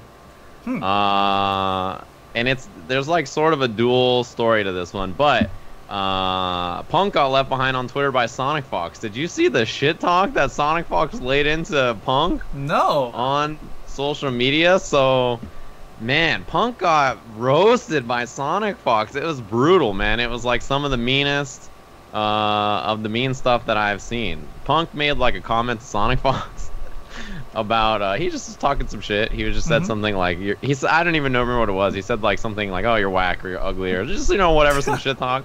And then he said you look like a bitch, I think. And then he said, at least I didn't cry like a bitch, was his fucking answer after he lost Evo. No way. And I was like, holy shit. It was like fucking, wow. He just pulled out a rifle and it was like, all right, I'm aiming right at him. So he hit him with a dead shot fucking meter burn rifle. It was wild. It was completely unnecessary. Yeah, BL, of course, fucking has the fucking screen grab of it. So here it is for all you people who want to see it. Courtesy of BL. Jeez, he hit him with you look like a bitch. And Sonic Fox, like, this is extra savagery on this because Sonic Fox hit him with the quote so that all of his followers could see it, right? He didn't just reply. He hit him with a quote. That was fucked up. Sonic Fox got him good. The other thing that I have to say is getting left behind is my Twitter timeline. I have a double one, and it's involving Sonic Fox. What? My Twitter timeline is getting left behind by Sonic Fox, all right? You know how in Twitter now, I'm going to need you to go back to me, Rip, because I got you. On Twitter now, you know that when you look on social media on Twitter, it shows you what people you follow have liked. Yes. Sonic Fox. Oh my god. Is a dangerous man to follow on Twitter because it's like playing roulette. Like, you just grab your phone and you spin that bad boy, and it's like, all right, what is it gonna be? Like, is it gonna be some sick ass interactable tech that Cupcake posts, or a big ass dragon dick? What's it gonna be? And it's like, oh shit! And like every day I wake up in the morning, I'm like lying in bed, I like open my phone, and I'm like, all right, let's see what's on the timelines here. And I'm like, James Chen is mad at Kappa. Like, Sonic Fox told Punk that he fucking cried like a bitch. And I scroll down, I'm like, oh my god, that's a dragon dick. Alright, I'm gonna continue scrolling, and I'm like, what the fuck is happening? You just said that, and I thought you meant that the player dragon has a big dick. Go on. Alright, you know, also it's a lot of animals. But if you want to play a very dangerous game of roulette, go to Sonic Fox's Twitter and click on his likes. And just scroll down for like 30 seconds, and I guarantee you'll see something that changes your perspective on the world. You won't ever be able to eat Frosted Flakes the same way ever again. Oh god. That's the exact thing you're talking about too, because it showed up on my timeline. Wait, that was real? Jesus, I just imagined that like Sonic Fox was dressed Punk up as like Tony the Tiger or something from that tweet roast. Yeah. It's Frosted so Flakes, bad. huh? All right, cool. Chef, how about you, man? Who you leaving behind? All right. I wish I had more time to think about this, but I've got two of them kind of that both relate to basically what Steve was talking about. So first of all, let me say it's not just Sonic Fox, but if you all didn't hear the story about it last year at Evo, the winner of Pokken is named Tono-sama, and he said after he won Evo, right, the first Evo for Pokken, he says I didn't win for fame, I didn't win for the money, I won for more breaks in hentai. So that is the entire reason. That was his whole goal in general. So I follow him and Sonic Fox, and every day I think to myself, why the fuck do I follow people that win Evo? It's just a bad choice. There's no good reason. So it's a very dangerous timeline, without a doubt. But I can see why no one considers that guy the Pokken champ. Go on. Rip's over here posting fucking 40-year-old man memes, but at least it's way better than fucking breaks in hentai or whatever the fuck's going on. I don't know what that was about, man. No, mine. Go on. No, go on. Oh, the other one I was going to say was Left Behind is the real Left Behind was. I'm going to redeem Punk on Twitter this time because he left Playing to Win behind. Oh, shit. He went in on Playing to Win. And Playing to Win's usually the one who instigates the issues, but I don't think he was ready for Punk. I don't know if BL's got that one ready because BL's pretty quick, but yeah, he definitely had some good words for yeah, he's like our researcher. He's like the guy at the computer behind the telling us where the bad guys are or whatever. Yeah, every superhero needs that guy in his ear, dude. I've seen Spider-Man. I got you. He's like on the Joe Rogan show. There's a guy back there who's always bringing up the clips that Joe Rogan talks about. That's BL's job. BL, where's the clip, man? Oh, he'll find it one day. Yeah. So for me, it's a little bit more personal. It's kind of annoying, actually. So last night, Wednesday night fights, I didn't do so hot at the tournament. And I was going to go home. It was already late. It was like 1:30 in the morning. And I just happened to run into Sukin. He ends up talking to me about like some stuff. We haven't talked in a while, so I talked for like 20 minutes. I'm still around, right? I see Rix and Chetty playing, and then like, damn, you're still here? I'm like, yeah, I'm still here. Fuck it. I might as well just stick around and play. Because I'm too tired to go home and stream or anything, so I'm just going to stay here and play some more. So I played Chetty, who I haven't played in forever. Like, I'm talking, we haven't played offline sets in years, okay? And, this person comes up to me and says like, hey, can we get some games? Etc., etc. And I'm like, I just really want to play Chet right now, And this person just keeps on insisting and starts calling me a jerk for not wanting to play, and I was like, what the fuck?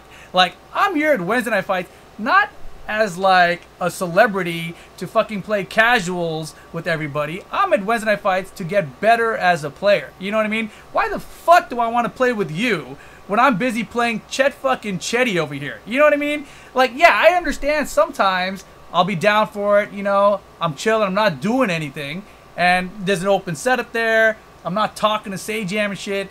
Yeah, okay, let's go play a game, alright? But don't fucking call me a jerk for like not wanting to play you. Like, what in the fuck is that? Especially after you followed me around at other events and shit. Leave me the fuck alone. Leave me the fuck alone. I want to be left behind at this point. Leave me behind. Please leave me behind. That's all I've got for you guys. What the fuck, right? You should have qualified that the person sort of follows you around and pesters you at every event first. Yeah, but still. You might have given it away a little bit easier that way. Even still, like, I was so annoyed last night because we were supposed to play just first three. I was like, I'm just going to play Chetty first three and leave, right? Chetty beat me 3-0. And I was like, run it back, And, the person was all like, are you serious right now? Are you serious right now? And I'm like, you're damn right I'm serious right now. Run it back. And Chetty was like, yeah, we're going to run it back. And so I was like, come on, dude. Like, seriously, I'm at Wednesday Night Fights as a competitor first, all right? That is my main intention when I'm there. I'm sorry I don't have time to play everyone. I will try to play you sometime, but fucking don't give me shit if I don't want to play you. If I don't want to play you, I don't want to play you. That's all it is. Leave me behind, please. Never meet your heroes. This is what fucking happens. You see this shit? This is why you never meet your heroes. Never stalk your heroes and follow them around and keep giving them shit when they're not giving you attention. All right? Fair enough, Don't stalk your heroes. There you go, Don't stalk your heroes. That's actually, that's fair. Yeah, exactly. Don't stalk heroes. If you want to play me, ask me. And if I say no, respect my decision to say no. Don't be like, you're a fucking jerk. Fuck you. I'm like, all right, I will never play you now. I will never play you. That's all we've got for you tonight. Hope you guys had a good time. Follow this man below, EGP WonderChef, at BLbeel on that side, and at Sajam down below. We'll catch you guys in 2 weeks. Peace. That's the outro, right? Done. Boom.